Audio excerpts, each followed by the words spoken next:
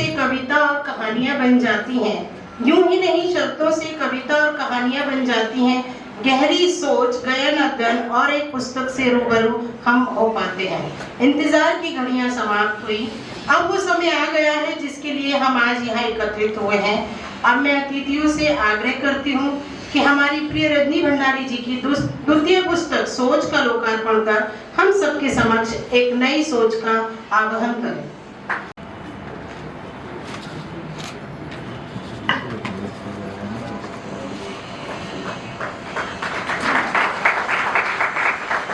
आज बड़ी शुभ वेला आई। आज फिर एक नई सोच उभर कर आई। दुनिया बदल सकती है जो सोच से।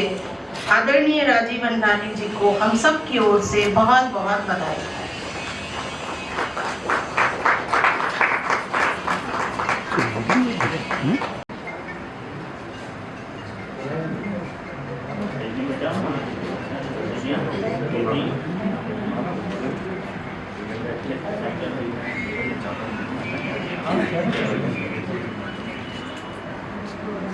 जो कभी थकती नहीं, जो कभी रुकती नहीं, जिनकी सोच की तुलना नहीं, जिनकी किसी से समानता नहीं, ऐसी ही एक समाज सेविका 29 वर्षों से थैलीसीमिया बच्चों की मां की तरह देखभाल कर रही है, जिनकी पहली पुस्तक सीख और आज उनकी दूसरी पुस्तक सोच का विमोचन हो चुका है। उनको सोच पुस्तक की बधाई देते हुए मैं मंच पर आदरणीय रजनी भंडारी जी को आमंत्रित करती हूँ कि वो आए और सोच से हमें भी प्रेरणा दें और अपनी पुस्तक के बारे में कुछ शब्द हमें बताएं।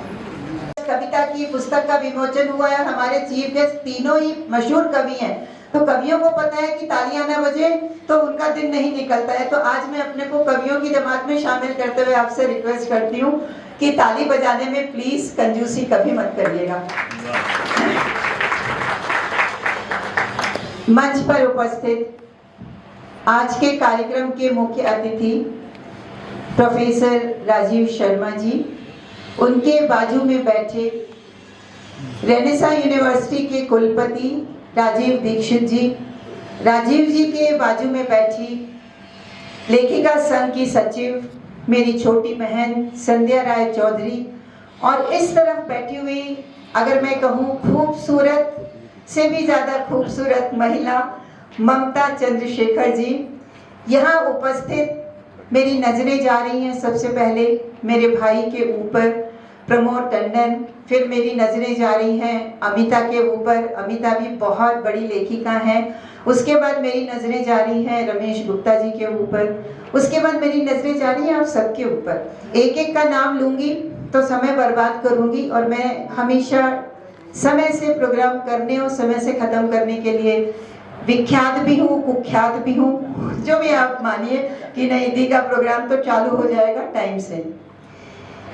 मुझे समझ में नहीं आता कि मैं अपनी बात कहाँ से शुरू करूँ। पहली पुस्तक मेरी सीख आई थी जो कोरोना में मैंने लिखी थी, और वो मैंने पुस्तक अपनी तीनों बच्चों को डेडिकेट की थी। क्यों? क्योंकि जब भी हम कोरोना में घर में बैठे थे मैं कुछ लिख देती थी, उसको अपने फैमिली ग्रुप में डाल देती थी या फेसबुक पे डालती थी, तो कमेंट्स आते थे बहुत अच्छा लिखा। मेरी बड़ी बेटी हमेशा कहती थी मम्मी आपकी किताब आएगी, आपकी किताब आना चाहिए, आप अच्छा लिखते हो। तो इस तरह से वो दिमाग में सोच उपजी कि मेरी किताब आना चाहिए। उसके बाद बेटे के सामने जब चर्चा हुई तो भगवान की दया से बहुत बड़े पब्लिशर जिन्होंने प्रदीप की किताब निकाली थी, उन्होंने कहा माताजी की किताब तो ज़रूर निकालेंगे। इस तरह से सीख बन गई। सीख नाम मैंने इसलिए रखा कि जितनी भी यहाँ महिलाएं हैं जो सब लिखती हैं, उनको सबको समझ में आता है कि जब भी हम घर में अकेले बैठते हैं, जब भी हम कुछ सोचते हैं, जब भी हम कुछ लिखते हैं, जब भी हम किसी घटना से गुजरते हैं, जब भी हम किसी ऐसे दौर से गुजरते हैं जो कहीं ना कहीं हमें तकलीफ दे जाता है, हमें खुशी दे जाता है, तो हम ये महसूस करते हैं कि हमें एक सीख मिली है, और हमारी वो सीख ही हमें आगे ले जाने में कारगर सिद्ध होती है। इसलिए मैंने नाम सीख रखा। अब उसके बाद लिखती गई, ढेर सारी इकट्ठी हो गई 95 कविताएं। फिर मैंने पब्लिशर को फ़ोन किया, बोले माता जी क्यों नहीं निकालेंगे? ज़रूर निकालेंगे। तो मैंने उसका नाम सोच क्यों रखा? हमेशा मैं ये महसूस करती हूँ कि आदमी की सोच आती है तो वो गलत सोच का कारण ही होती है, और मेरी जो भी मैंने लिखा ना, जो सोचा वो मैंने लिख दिया, क्योंकि मैं ये मानती हूँ कि आप अगर सोच रहे हैं उसको नहीं लिखेंगे तो आप भूल जाएंगे। कई बार ऐसा होता है जो विचार, मुझे याद है गणेश दत्त त्रिपाठी जी की बात, वो हिंदी के बहुत बड़े हस्ताक्षर थे, मैं रोज उनके पास जाती थी, तो वो हमेशा मुझसे कहते थे, रजनी सबसे छोटी उम्र विचारों की होती है। तो उनकी वो बात मेरे जहन में बैठी थी, तो मैंने सोचा कि विचार आते हैं तो उनको लिख दिया जाए।